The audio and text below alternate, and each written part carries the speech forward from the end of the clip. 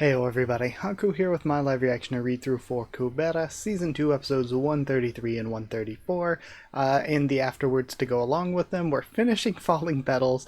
Before we start the next arc, again, I mentioned it last time that the last arc was like 30 long, so I'll do like 3 to 5 chapters a week probably, depending on how long it goes, maybe just a little less than an hour, 30 minutes to an hour, somewhere in there. So last week I was planning to do all 4 chapters to finish off Falling Petals, but I had to end up splitting that in half. I was told things would be a bit wordy, but I still thought I could do all 4. And honestly, if I was doing it on Monday, I probably still would have done all 4, but I had spent all Monday outside all day doing yard work, so I was left on Tuesday trying to do both Kubera and ORV, because I was like, I don't really want to take a week off from either of them. I really want to read both. So instead of taking a week off, I was just trying to do both on Tuesday.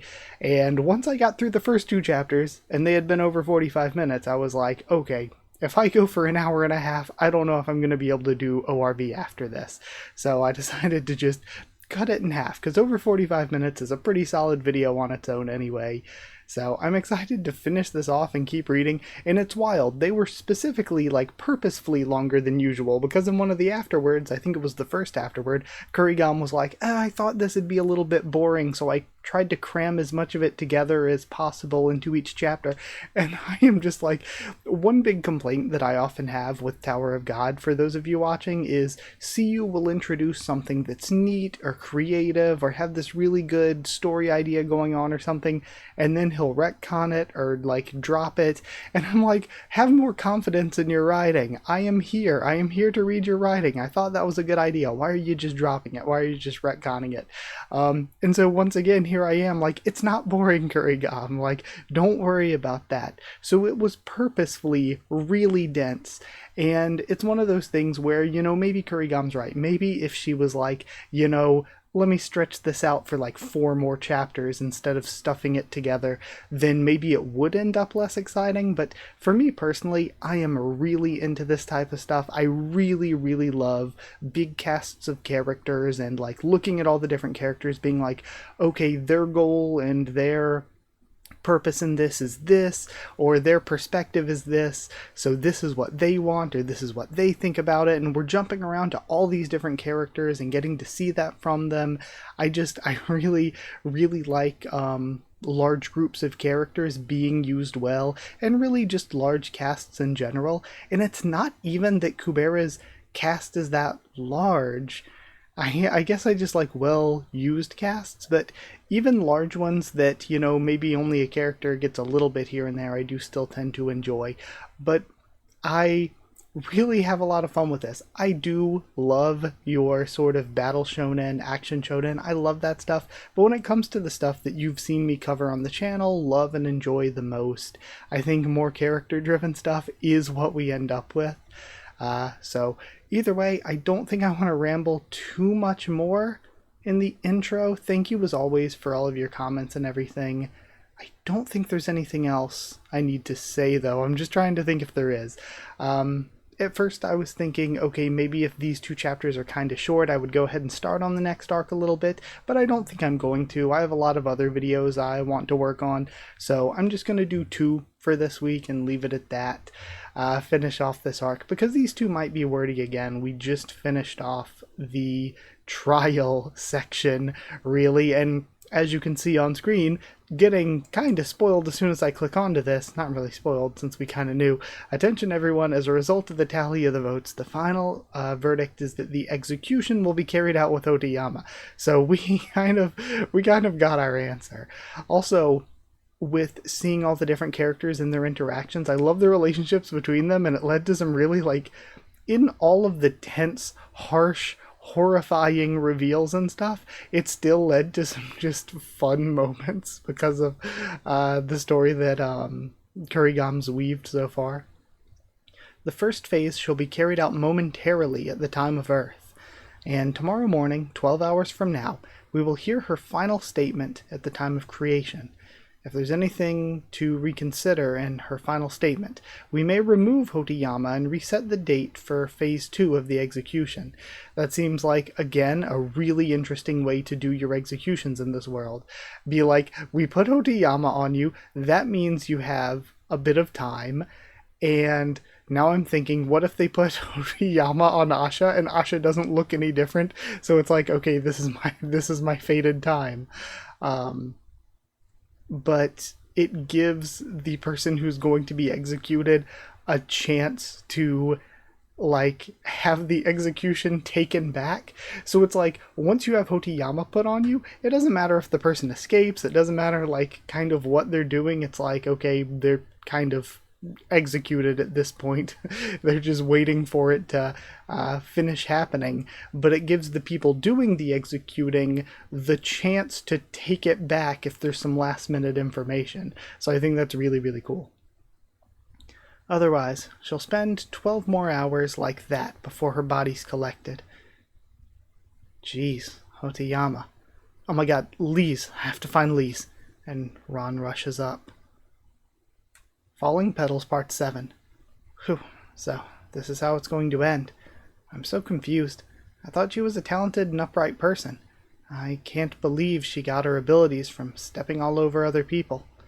The rain didn't come. No matter how terrible Lasha's crimes are, she's still a prize student. She didn't look very happy before in the conference hall either.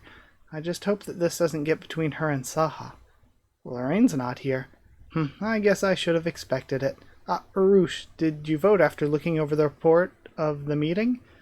My goodness, it's shocking for me, but it must be even more shocking for you. Shocking? Well, it might have been, but I'm okay now. When I first found out before the meeting, it really felt like a smack to the back of my head, but now I've gotten much better. Wait, you knew before the meeting? Of course. My sister's the one who told Saha about this.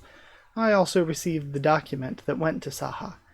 My sister said to make sure I tell people that Asha did it if she dies a mysterious death after informing Saha of this. Funny, right? It's even funnier because it's not a joke. Roosh.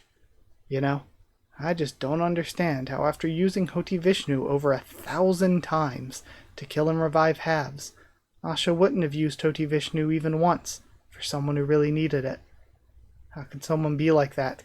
And we're seeing, man, this is so good too.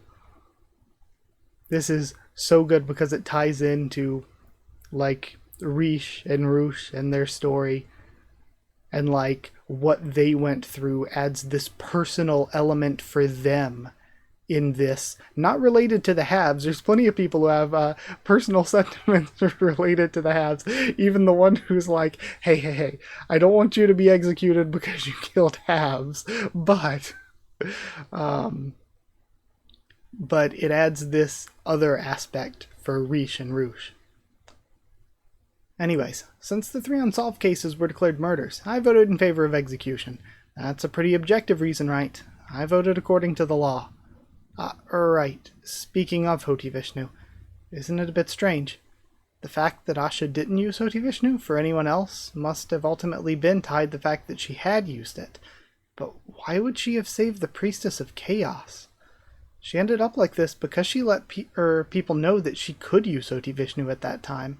Surely it's not like she couldn't have foreseen the situation.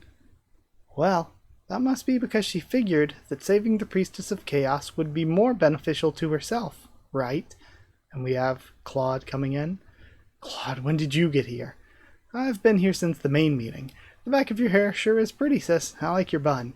Enough about the back of my head. How could you just stare at me without saying hi? And he laughs. But seriously, worrying about why Asha brought Teo back to life won't do any good. If Asha could have used that in her own defense, she or Mirha would have said something about it.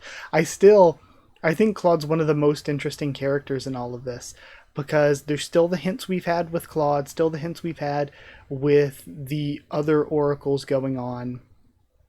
And it was something that people even brought up in the comments where I said we still need to know what exactly, like, not morally speaking, but we need to know what Vishnu said. just because, like, morally speaking, it's obviously still bad for Asha to murder halves and then re-murder halves, and also to murder the other people, even if she was saving people by doing it. But she could have tried to save them by another way. And again, I like that the situation is something where there is complexity to it, where it's like, oh, she's killing some people, but to potentially theoretically save more people. That's a good thing, right? But then you realize she went out of her way cruelly to revive the haves and kill them over and over again.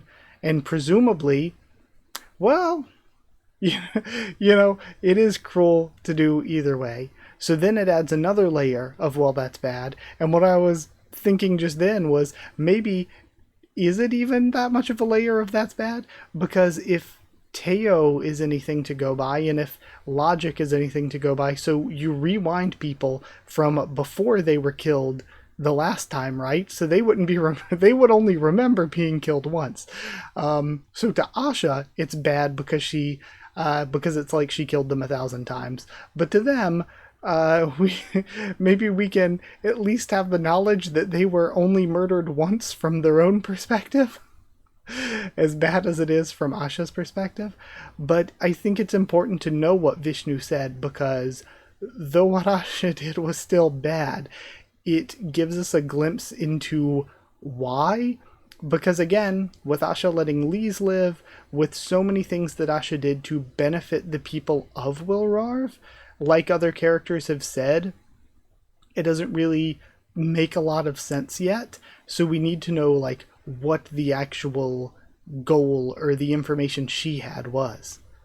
But seriously, worrying about why Asha brought Teo back to life won't do any good. If Asha could have used that in her defense, she or Mirha would have said something about it, but judging from the fact that neither of them mentioned it, it must mean that it wouldn't excuse her for what she did, right? Or it could also mean that revealing the reason for saving Teo would actually work against Asha. And now we're having, I'm assuming, Lisa's file. With a magic failure rate of 50% as a result of his birthday attribute, a career as a magician would be fatal. He has excellent resistance to to transcendental skills, I'm assuming, but being a pure-blooded human and physically weak, I cannot recommend him for a career as a warrior. But they were born on N1-0101. So who is this then? Because I was thinking they're talking about fighters. If not, Lise is it her father, but her father definitely would have been born long before N1. Lita, where's Lise? Ah, Saha just came and took her away a minute ago. Shoot. Or the results of the meeting not good. And again, we still have complexity with Mirha, we have complexity with Saha and Lorraine, and where they stand on things. Like, I still am not 100% sure on how much I should trust Saha, but I think it's one of those things where whatever Saha's doing with this trial, again, we've seen, standing up for people that were multi-murdered, it seems like even if Saha's doing something that might be bad in some way, it's because Saha believes he's doing what's right overall. In the same way that Lutz, if Lutz is like, hey, I can kind of look the other way if Asha's murdering people, is kind of a bad thing. He's doing it because he thinks that it will be for the greater good. So I think they're all working for what they think is the greater good, even if we don't know how clean everyone's methods are. Yeah, Asha's past was beyond what I had expected. I never guessed that she had practiced magic on halves. I thought that I could barely get her a favorable sentence even with the 29 accidental manslaughter and 3 unsolved cases, but then that came up. I wanted to reduce her sentence to imprisonment, but it was all for naught.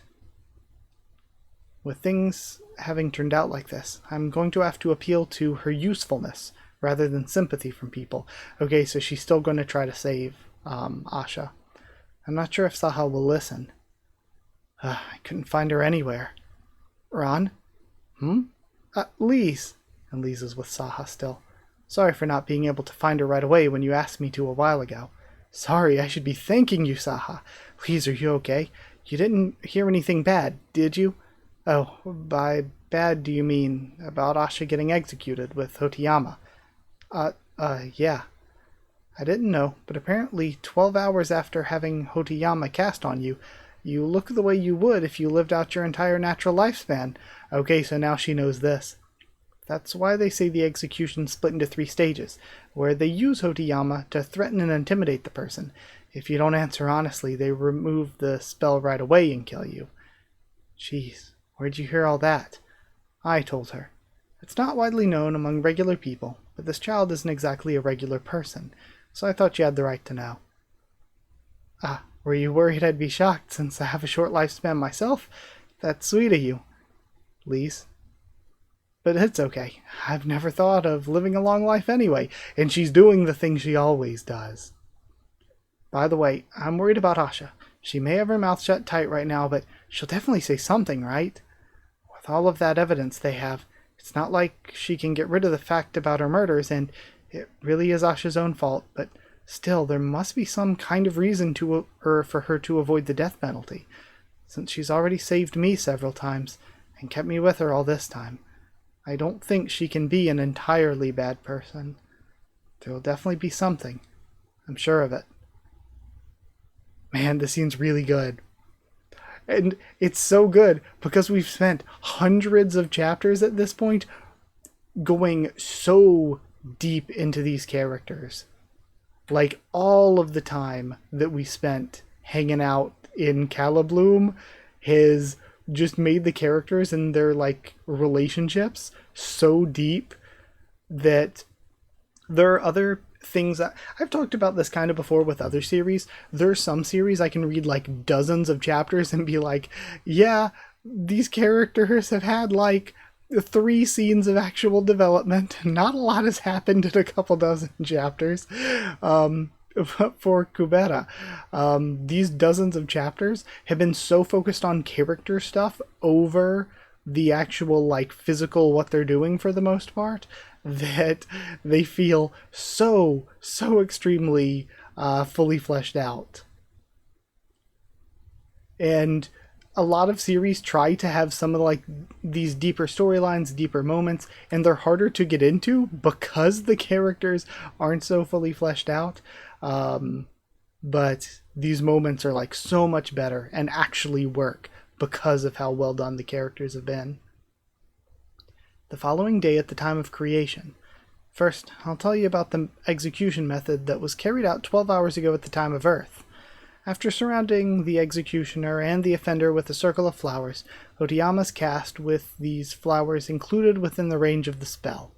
Since Hoteyama is a spell which applies to everyone within a certain radius, including the caster, once all the flowers have wilted 12 hours later, it means the spell has definitely been applied to the offender. Including the caster? So is it a spell that takes out both the executioner and the executionee? Hey Saha, why don't you let me do the execution? Be quiet. The flowers are used for confirmation, since there are people whose appearance hardly changes if they only have a very short time left to live. Oh, I am kind of an idiot. Oh no, because they said the executioner and the offender. Never mind. I was going to say, since the offender is a magician, why can they not just, when possible, just have the offender be the executioner? Maybe the translation isn't super clear and we'll find out in a couple panels, but I was like, if it affects the caster and the person it was cast on, everyone in the radius, then you could just have the person use Hoteyama with the flowers around him, and the flowers would be a sign, like put 2 rows of flowers around the person that's supposed to be executed, have the person who's supposed to be executed use Hoteyama, and say keep it within the first row of flowers, so you know that if the first row of flowers, like, it starts to affect them, but not the second row, then it's like, okay, they cast it. But if it hits the second row, then it's like, oh crap, they're taking people down with them. Then I already read that. Flowers are used for confirmation since there are people whose appearance hardly changes if they have only a very short time left to live. Now, we will hear Asha's final statement after being enchanted with Hoteyama 12 hours ago. They pull the curtain back. People start talking, is she going to look the same? Huh? Did they even use the spell on her? I guess her hair's gotten a bit longer. To be continued. So I wonder then if Asha was pretty much not going to live much longer anyway, or if Asha is basically immortal. I don't think that's it, and wasn't going to age anymore. The longer hair just means like even if she was going to live hundreds of more years, she would have just had longer hair and that's it. But I think it's that she was going to die soon anyway. And maybe that's why she chose to save Teo, because she's like, if I'm going to die anyway, I might as well make sure somebody that could be important to Lise, because Lise needs Teo as a teacher apparently. Somebody who could be important to Lise can still be around, and somebody who can be important to Willarv can still be around. You know, if you're going to die soon anyway, this might be the time to just go for it. Kind of start cashing in the cards that you were holding. But either way, to be continued, and before I continue, let's do the blog post. Let's go to that. Blog post for this week says falling flowers actually for the Google translation, part 7. The falling petal chapter isn't over yet. It's longer than I thought, right? But compared to the next chapter, I just like this cut for some reason. Then watch this scene a lot now. Yeah, that scene was absolutely incredible. The yellow one's curry flavor, so we have the curry donuts. There's more to say, and then coloring error has been fixed. Okay, kind of a short afterward, a little teeny bit more info. Just a little bit of lighthearted stuff, but it's always nice to see what Kurigam has to say. Either way, though, let's go read the last part of Falling Petals. Continuing on to 134, I was a little nervous when flipping over showing any of the webtoon.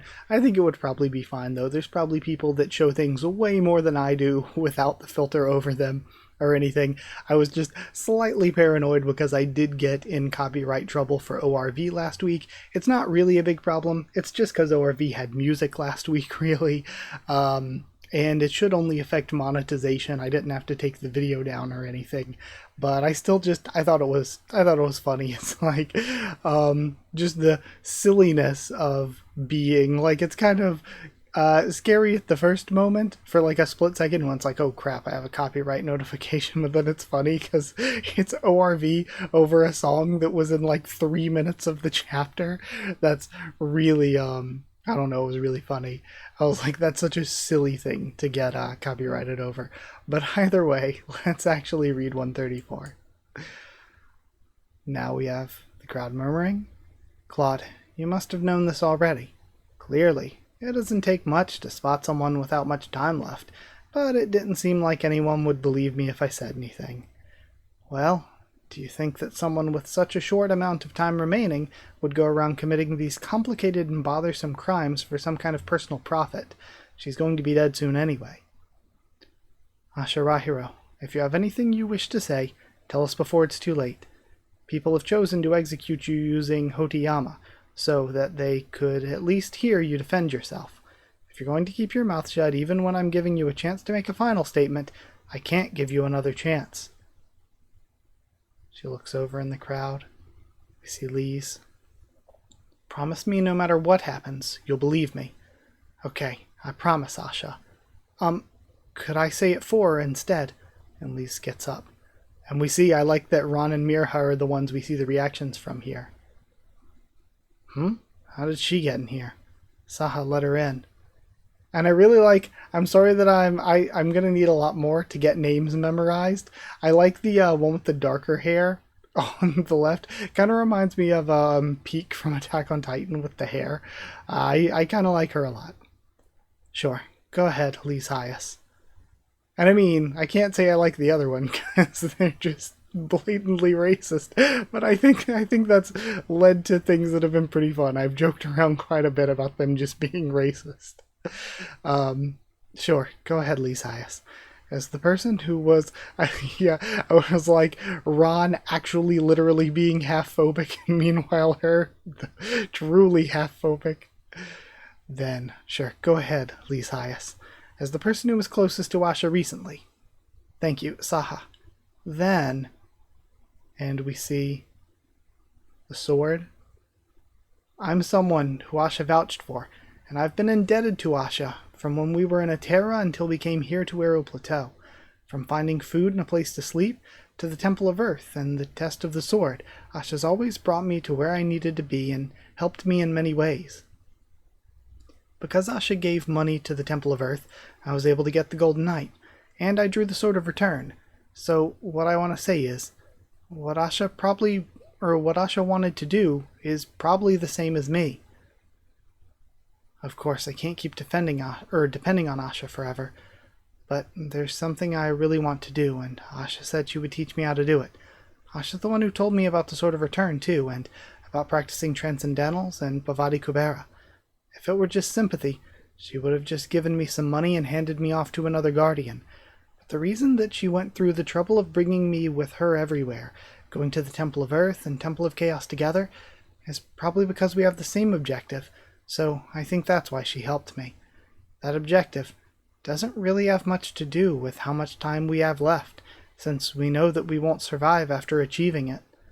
To someone who's trying to achieve something great, even at the cost of their own life, it doesn't matter how much longer they'll live afterward, since that's their goal, and that's the end. So, what was Asha trying to do by helping you?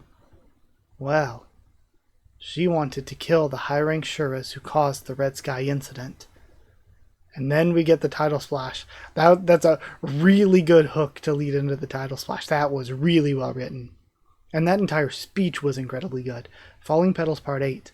High-rank Shuras? Why would she? No way. Can I reveal my name? Do I have to keep it a secret, even with things the way they are? I'll help fill in the details, says Mirha. Lise, sit down, and she gestures. Lise sits back down. That's an adorable sequence. First of all, I apologize for unintentionally giving an improper defense during the meeting. As you can see, since Asha's keeping her mouth shut, I had no choice but to tell you about Asha's objective based on my own investigation. But hearing what Lise just said, I think it sounds credible. Since the fall of Karte was also caused by high-rank Shuras, if Asha, wanting to get revenge on those Shuras, received an oracle about how to achieve that revenge, of course, she deserves to be censored for sacrificing so many people. But if Asha's revenge really was intended for the high-rank Shuras, then I feel that we need to delay her execution here since that's something necessary for us all. I agree, says Claude. With the high-rank Shuras threatening us, we can't kill a magician like this who has a divine affinity of over 10,000. However Asha's magic abilities were formed, we need those powers right now. Asha may be a murderer, but she doesn't threaten us all, and at least she didn't kill anyone except Kubera's, and she let herself be caught without any resistance so far, right? I don't think it's a bad idea to delay her execution for now. If she's not a threat to us, as a human, she doesn't have much time left to live anyway. Even if we just tie her to a barrier stone, wouldn't that still be more useful than killing her? What do you think is the better thing to do for everyone's sake? And again, yeah, that is kind of true. Just use her as a barrier generator. And then Saha closes his eyes. Her execution's been postponed for now. But Lise seemed more troubled than I thought. I'm terrified of what would happen if she finds out the truth like this. Mirha, actually the truth that you speak of. I already delivered everything to Lise, before you got here yesterday. What? What are you even talking about? You gave it to Lise without even getting my permission? I'm sorry, it was just so frustrating to sit back and watch. Did you know this? Lise said that she jumped off a cliff countless times in order to learn Bhavati Kubera. That was the stuff about there being survivors from her village and Asha lying about it, right? Unless I'm remembering incorrectly.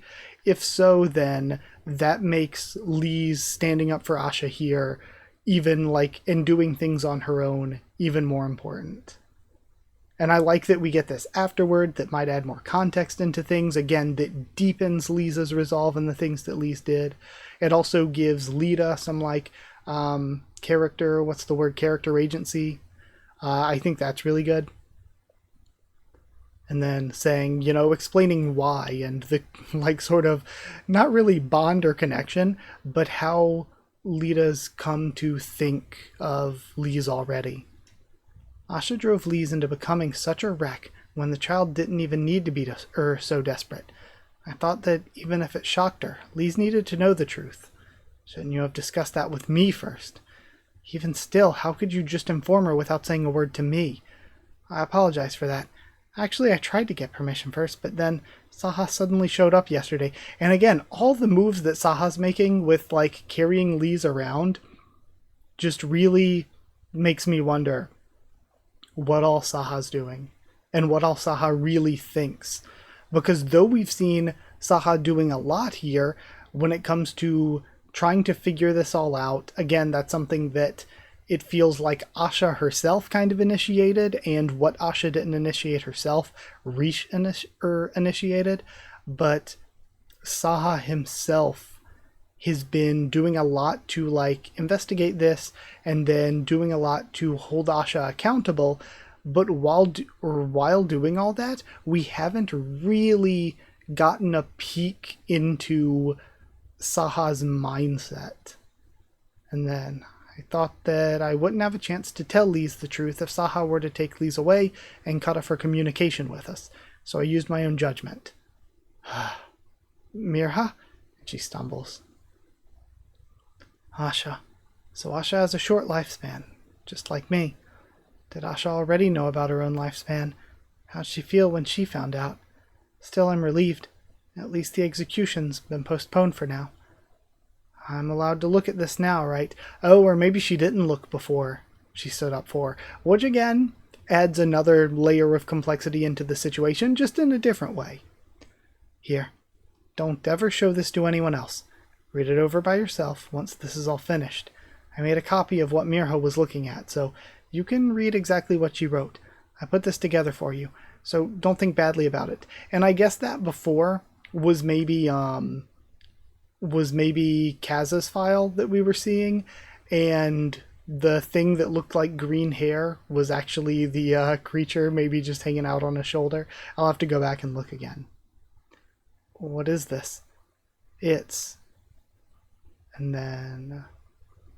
The very first day, will we get to see that all written out? No, I guess not. Okay. Just glancing through. Okay. The truth that you didn't know. The truth, or a true story about the people who you wanted to meet most.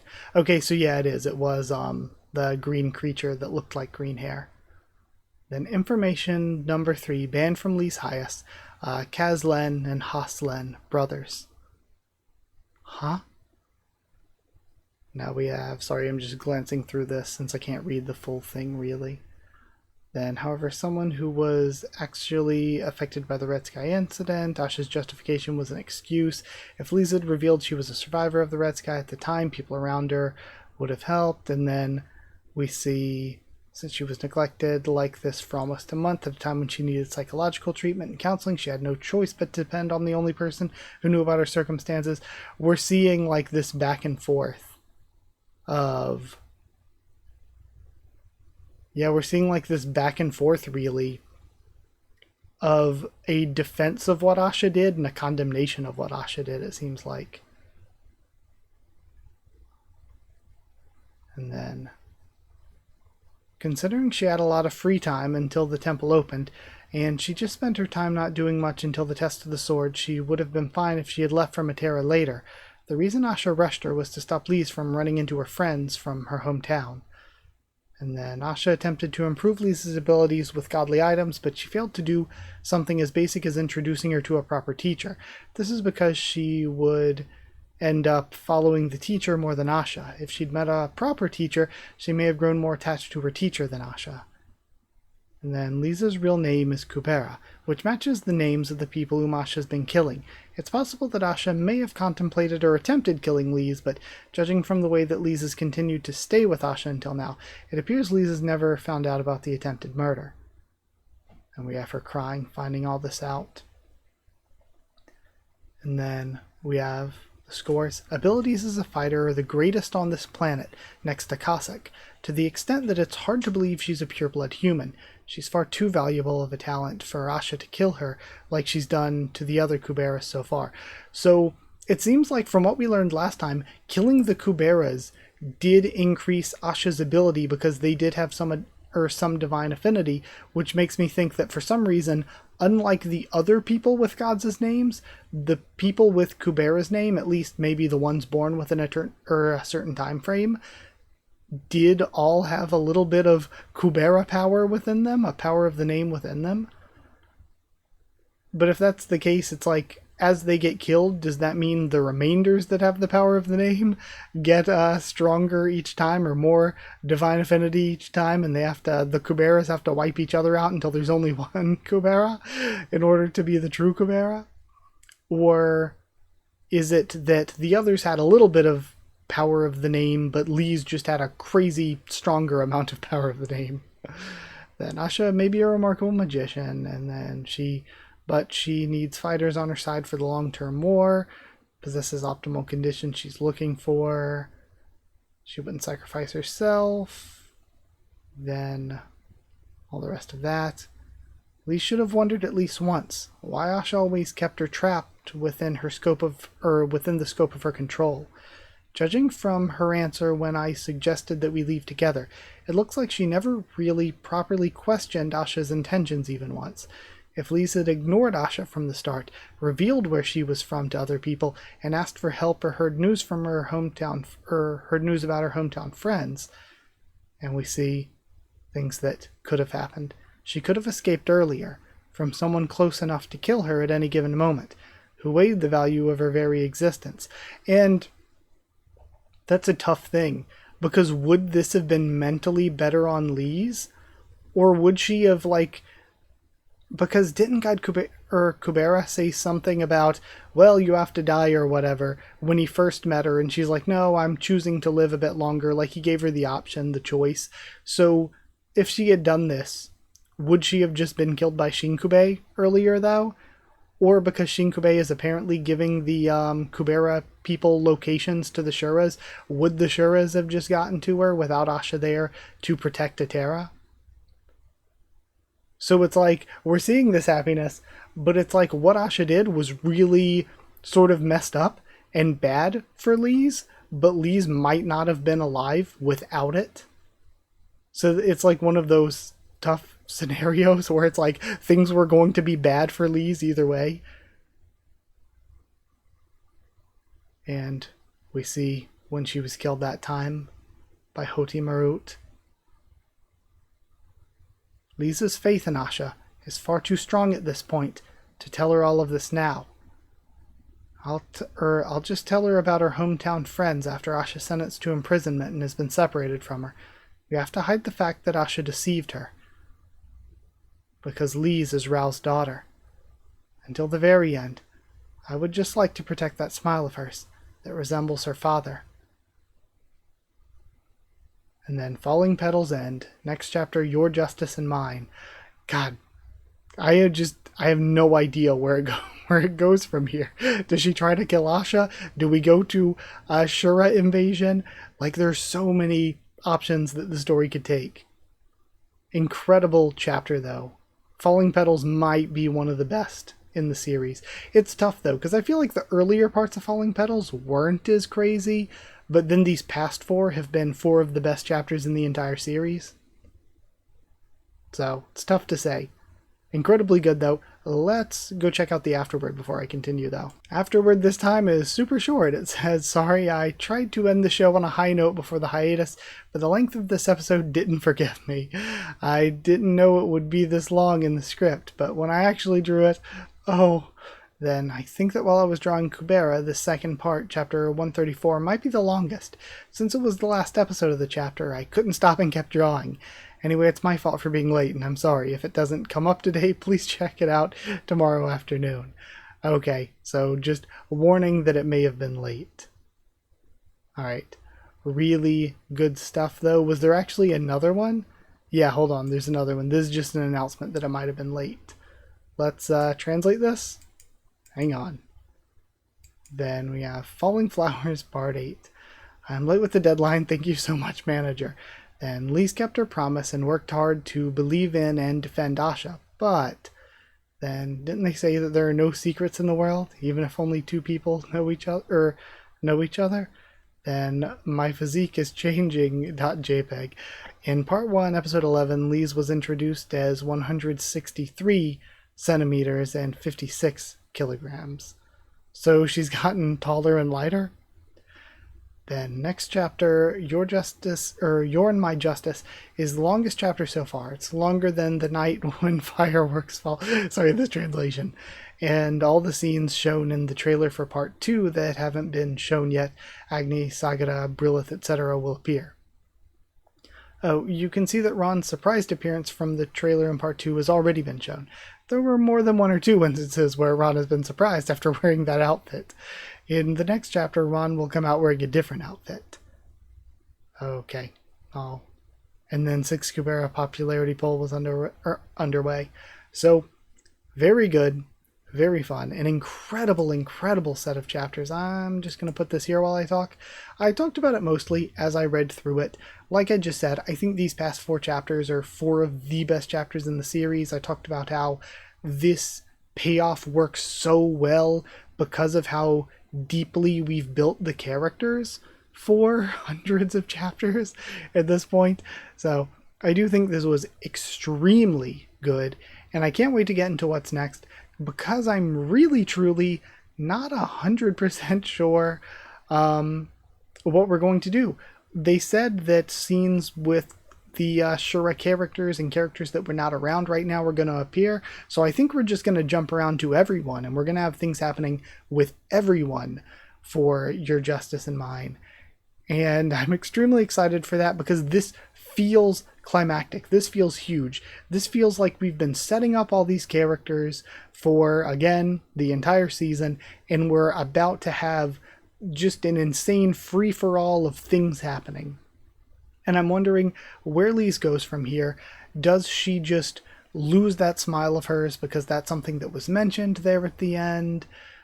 And this is what leads to, like, what God Kubera was saying about, you'll lose your smile, you'll lose people, you'll not be the same.